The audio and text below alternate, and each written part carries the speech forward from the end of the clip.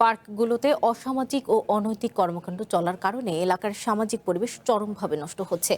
এবারে অন্যান্য জেলার খবর জেনে নিতে চাই। আমাদের সাথে যুক্ত হচ্ছেন এবারে ফেনী থেকে নজির আহমেদ রতন এবং বাগেরহাট থেকে শেখ আবু তালেব।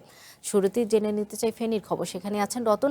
রতন, আপনার কাছে জানতে চাইবো যে ফেনীতে ব্যক্তি মালিকানাধীন যে পার্কগুলো রয়েছে সেগুলোর কি অবস্থা এবং সার্বিক পরিবেশ নিয়ে স্থানীয়রা কি বলছেন?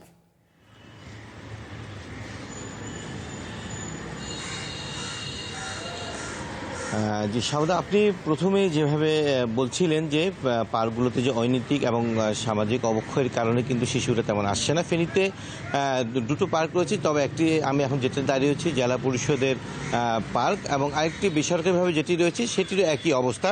আমি যদি এটি চিত্র বর্ণনা করি, যে জেলা পরিষদের দুযুগ পেরিয়ে গেল কিন্তু এই জেলা পরিষদের পার্কটির কোনো উন্নয়ন হয়নি, কোনো সংস্কার হয়নি।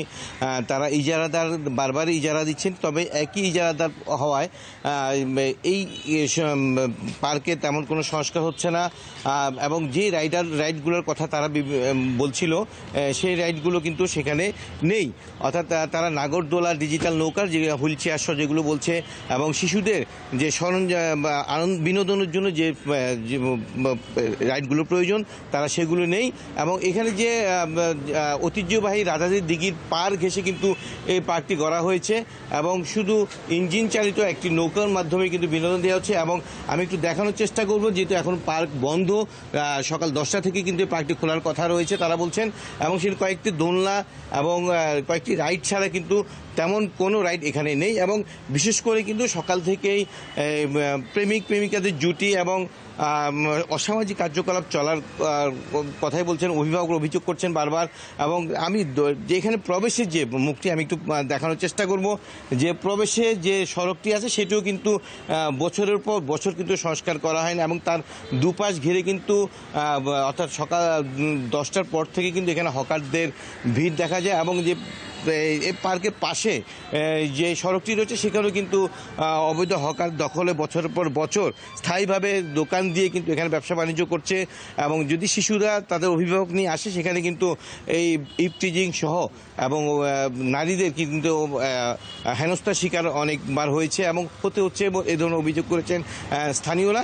তারা বলছেন যদি পার্কটি যদি সংস্কার করা না হয় তাহলে কিন্তু এখানে যে বিনোদনের যে সেটিও কিন্তু তারা হারাবে। তবে পৌরসভা থেকেও একটি পার্ক বেশ বছর আগে রামতারা শিশু পার্ক করা হলো, কিন্তু রাজনৈতিক কারণে কিন্তু সেটি কিন্তু আর স্থাপন করা হয়নি। তবে যে অনিয়ম এবং যে অব্যবস্থাও রয়েছে এখানকার স্থানীয়রা চাচ্ছে সেই অব্যবস্থাটা যেন জেলা পরিষদের মাধ্যমে শীঘ্রই সমাধান করা হয়। এই ছিল আমার কাছ থেকে ফেনীর জেলা পরিষদের যে পার্কের অব্যবস্থা তার সবশেষ তথ্য। রতন, আপনাকে ধন্যবাদ। এবারে জেনে নিতে চাই বাগেরহাটের খবর, সেখানে আছেন আবু তালেব। আবু তালেব, আমি জানি যে আপনি দশানী পৌর শিশু পার্কে রয়েছেন, তো এই জায়গার কতটা অব্যবস্থাপনা রয়েছে এবং দর্শনার্থীদের কোনো অভিযোগ রয়েছে কিনা এবং প্রশাসনের সতর্কতা কতটা আছে, জানাবেন বিস্তারিত। সৌদা, আপনাকে প্রথমে জানিয়ে রাখি, আপনি যেহেতু প্রথমে প্রশ্ন করেছেন এই পার্কের কতটা অব্যবস্থাপনা রয়েছে এবং প্রশাসনে কতটা সতর্ক রয়েছে। অব্যবস্থাপনার কোনো শেষ নেই এই শিশু পার্কটিতে। নামে বলা হয়ে থাকে বাগেরহাট পৌর শিশু পার্ক, কিন্তু এখানে কোনো শিশুকে আমরা কিন্তু দেখতে পাইনি। আমরা দেখতে পেয়েছি যাদের প্রাপ্ত বয়স্ক যে সকল মানুষেরা রয়েছে, স্কুল কলেজ পড়ুয়া শিক্ষার্থী, তারা কিন্তু বিভিন্ন সময় এই পার্কে বিভিন্ন ভাবে এসে থাকে। এবং এই পার্কের যে অবস্থা, আপনাকে যদি আমি একটু চারি সাইডে ঘুরিয়ে ঘুরিয়ে দেখি, এই পার্কের কিন্তু একেবারে বন জঙ্গলে পরিণত হয়েছে এই পৌরসভা।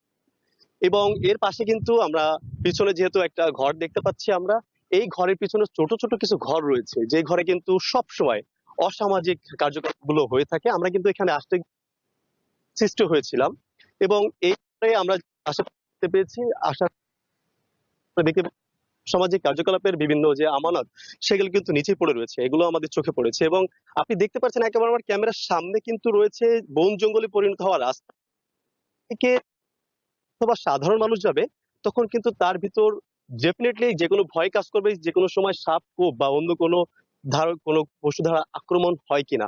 এই পার্কের বেশ কয়েকটা ঘরের সামনে যে আমানতগুলো দেখতে পেয়েছি। এবং শিশুদের কথা যেহেতু বলা হয়েছে, শিশু পার্কের কথা যেহেতু বলা হচ্ছে, ডেফিনেটলি এখানে শিশুদের সরঞ্জাম থাকার কথা। কিন্তু অবশ্যই একটা ট্রেন দেখতে পাচ্ছেন, এই ট্রেন কিন্তু একেবারে আমাদের দেশটির ট্রেনের রাস্তা একেবারে অচল অবস্থা রয়েছে। এবং ট্রেনের ট্রেনের রাস্তা কিন্তু একেবারে অচল অবস্থায় রয়েছে এবং এর পাশে কিন্তু যে বিভিন্ন রাইড দেখতে পেয়েছি আমরা, যেখানে শিশুদের রাইড, সেগুলো কিন্তু একেবারে নষ্ট অবস্থায় রয়েছে, এগুলো কিন্তু আমরা দেখতে পেয়েছি। তবে রাস্তার ঘাট, সামাজিক সংগঠন অথবা সুশীল সমাজে বিভিন্ন প্রতিনিধিদের সাথে কথা বলেছি আমরা, তারা কিন্তু জানিয়েছে যেহেতু শিশু পার্ক, এখানে যেন শুধু শিশুরাই যেন প্রবেশ করতে পারে এবং বাগেরহাটে একটা সুস্থ শিশুর যে মানসিক বিকাশ তৈরি করার জন্য যে প্রয়োজন, সেই স্থানটা যেন এটি হয়, এমনটা দাবি করেছে সুশীল সমাজের প্রতিনিধিরা এবং বিভিন্ন অভিভাবকেরা। বাগেরহাটের পৌর দর্শনী পার্ক থেকে এই ছিল আমার কাছে সর্বশেষ। আবু তালেব, আপনাকে ধন্যবাদ।